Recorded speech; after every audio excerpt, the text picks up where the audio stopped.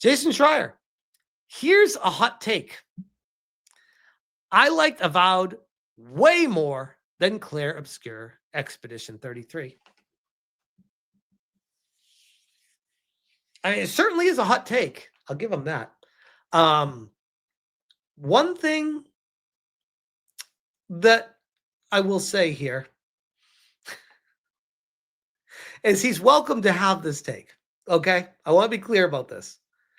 But in addition to that, and in just very brief research of Jason Schreier, I've learned that the props people used to give him were actually kind of just a fake, because this guy has had shitty take after shitty take for years. Like, this has gone on for a very long time.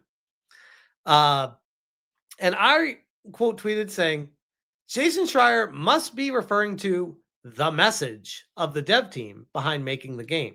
Because let's be real, there's no way someone could legitimately play both these games and come away from it with this sentiment otherwise.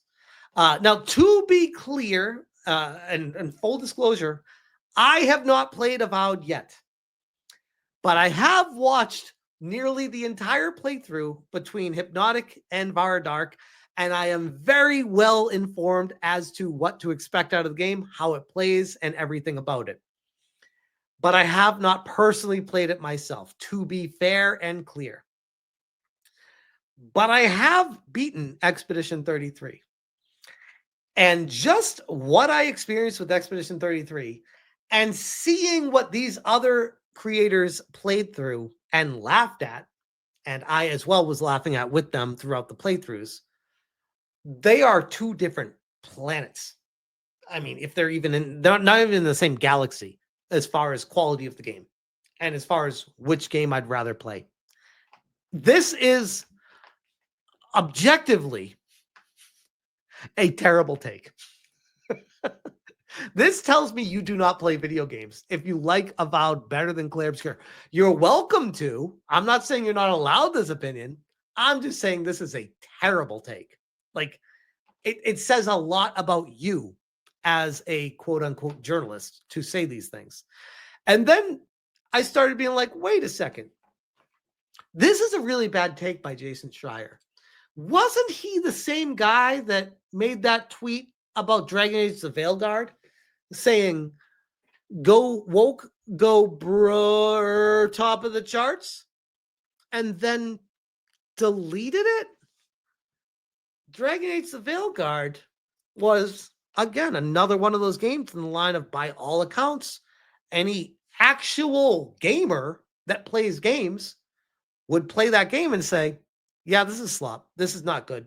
This does not hold a candle to the previous games that came before it in the series. He deleted this tweet after he was proven wrong, hoping that it would be not noticed by people, hoping that it would just dissipate into the abyss of the internet. People remember. Mr. Clown said, there's no way you genuinely like this turd. And he said, I actually don't like the game very much, but I do like seeing you chuds get dunked on, which again goes to show his ideology is pushing him to hate you, the gamer, instead of objectively playing these games for what they were. Which, again, another terrible take by Jason Schreier. And then people also forget about this awful take from Jason Schreier. Suicide Squad, behind it, and the year's biggest failure, I believe. This was Bloomberg, or whatever it was. Justin said, not one mention of the woke tone turning off fans or Sweet Baby Inc. influence. Really, Jason? And Jason replied with, this article is about what actually happened. So we have Jason Schreier now pulling in Alyssa Mercante with lying by omission by leaving out why a lot of people wanted jack squat to do with this game. When they found out Sweet Baby Inc. was influencing it or a part of it, and then they saw the narrative design and the direction they took the game, people were like, what the hell are you doing with my game? Like with my comic series that I love so much? Gone. Justin wrote, right. So it didn't have any effect on development behind the scenes, hiring practices, or turning off millions of fans. Do you not remember this game is what kicked off the SBI drama to begin with? Not to even mention, it is negligent, absent journalism, dishonestly so, which, by the way, fun fact, Justin and I follow each other. I believe this was the tweets that I found Justin from, where I was like, this guy, he gets it. He knows, like, he's on it with a lot of his tweets. Jason replied, I asked 24 people who worked on the game what went wrong, and not a single one mentioned the word sweet baby. Why would people that are influenced or working with or indoctrinated with Sweet Baby Inc. blame it and give ammo to people that are saying that's what it was? Of course they blame anything but that. Are you retarded, Jason? What where is your actual journalistic integrity where you're like, hey, the people I spoke with, they're probably a little bit biased because they're there. Here's what the other side of the story is and what the people who are actually buying games are saying and why they didn't purchase it. You are chasing angry hallucinations created by grifters who make money off your rage, which is fascinating because that sounds an awful lot like a one Alyssa Mercante. In fact, you could probably swap that tweet out with a picture of her and you'd be like, yeah, that's an Alyssa Mercante tweet right there. That's crazy. That's crazy. And then we go over to why I wanted to kind of look at the journalistic mentality and how at the end of the day, these people really are in a cult. It is a one singular hive mind mentality where they all have to always agree with each other on everything to protect themselves. And as the industry crumbles around them, their tight-knit group gets tighter and tighter and tighter until it just eviscerates and explodes. It completely dissipates.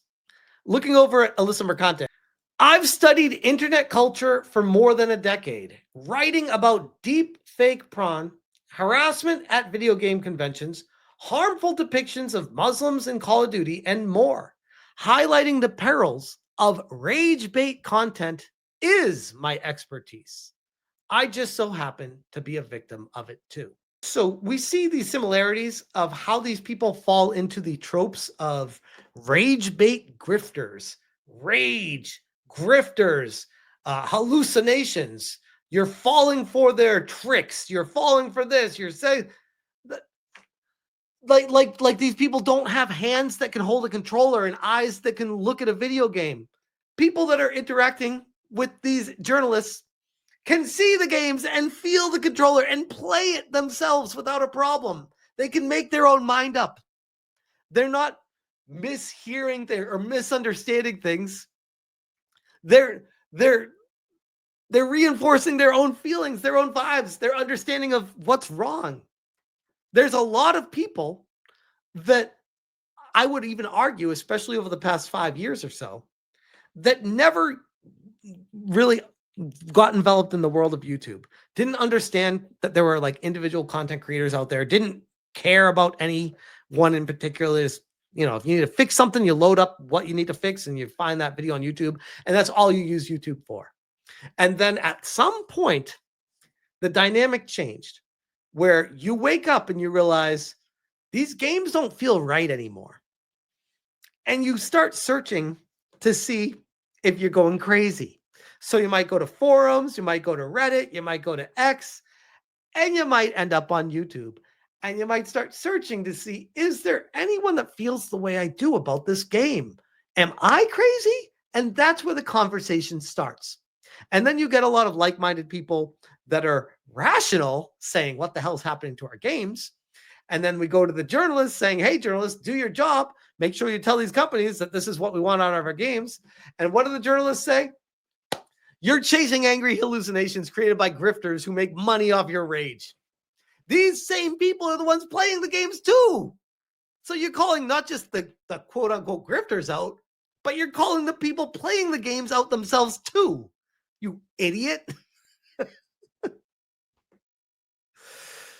King of the Monster says that's literally how I found Smash JT. That's funny. Anyways, I'll leave that there.